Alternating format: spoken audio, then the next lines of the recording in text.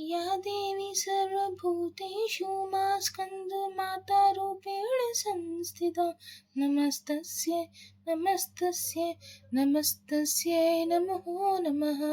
या देवी सर्वभूतेषु मा स्कन्दमाता रूपेण संस्थिता नमस्तस्यै नमस्तस्यै नमस्तस्यै नमो नमः।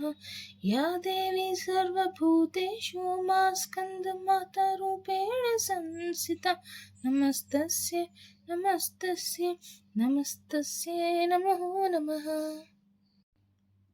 राम राम दोस्तों, आप सबका मेरे चैनल प्रभु भजलू में स्वागत है। आप सबको नवरात्रि की ढेर सारी शुभकामनाएं।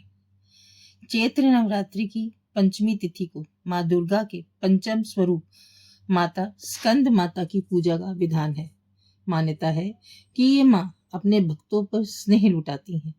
माँ स्कंद माता की पूजा अर्चना करने से नकारात्मक शक्तियां दूर होती हैं और कार्यों की विधान बाधा भी खत्म होती है। माँ दुर्गा के पंचम स्वरूप स्कंद माता की पूजा नवरात्रि की पंचमी तिथि पर की जाती है।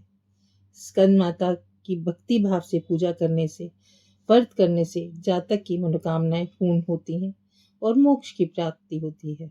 भगवान कार्तिकेय की माता होने के कारण माँ दुर्गा का ये स्वरूप को स्कंद माता का नाम मिला। इस साल चैत्र नवरात्रि पर तृतीया तिथि का क्षय होने से नवरात्रि 8 दिन की है और चैत्र नवरात्रि की पंचमी तिथि 2 अप्रैल 2025 बुधवार को है। माँ स्कंद माता के स्वरूप की बात करें तो माँ की गोद में स्कंद देव विराजमान है।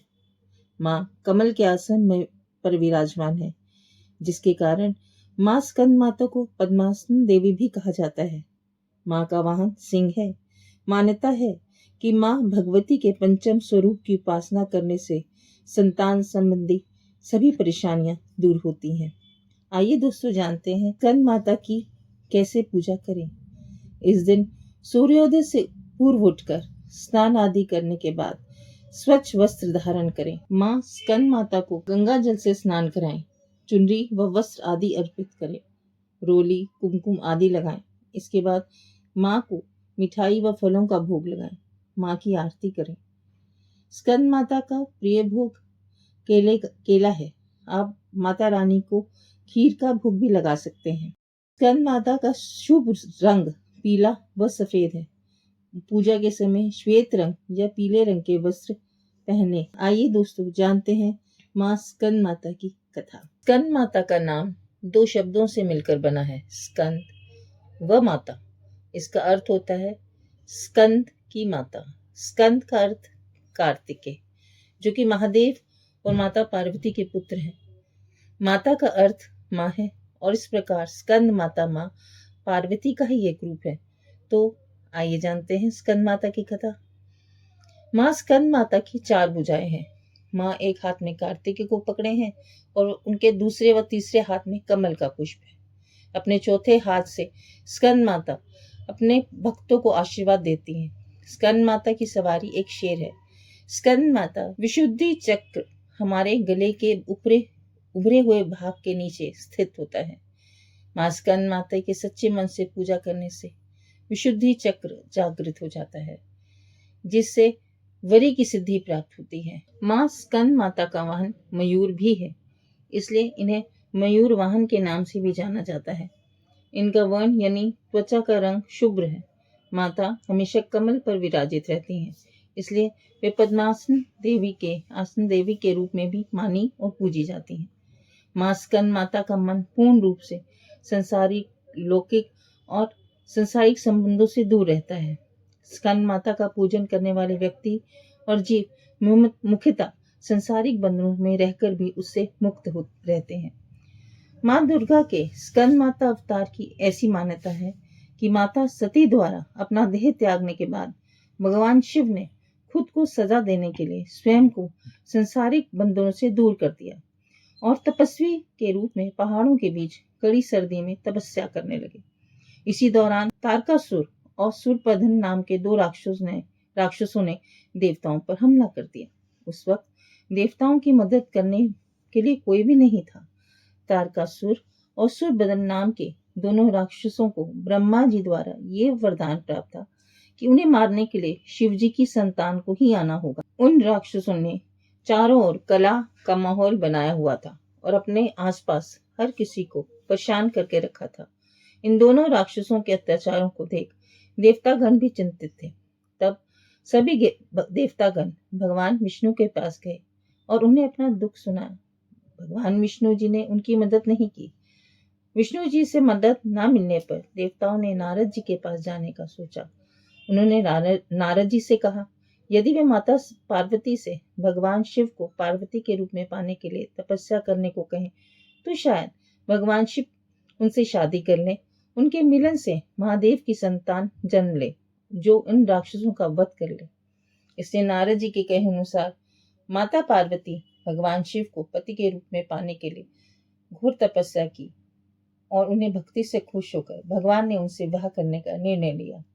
विवाह के पश्चात माता पार्वती और भगवान शिव की ऊर्जा से एक बीज का जन्म हुआ।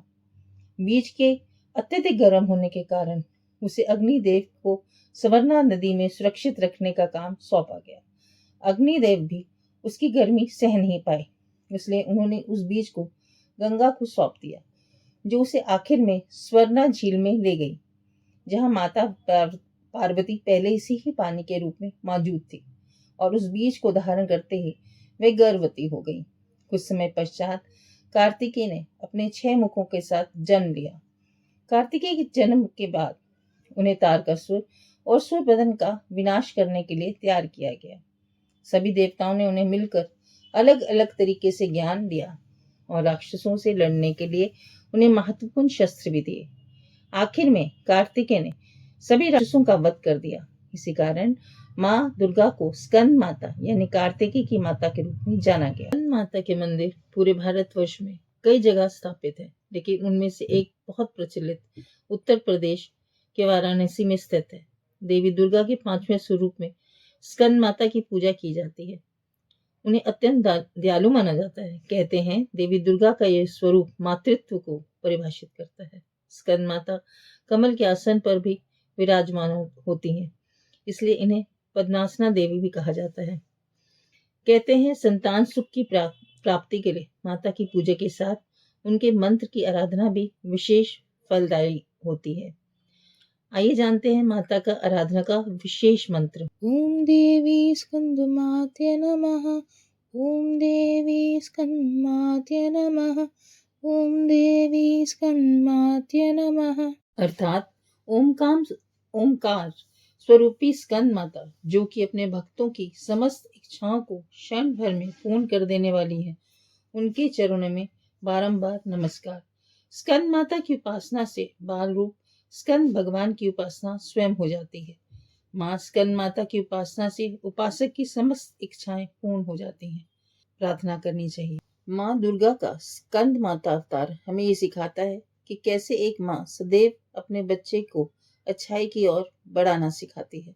यदि कभी जीवन में बुराई का सामना करने के लिए शस्त्र भी उठाना पड़े तो माँ अपना समर्थन देती है।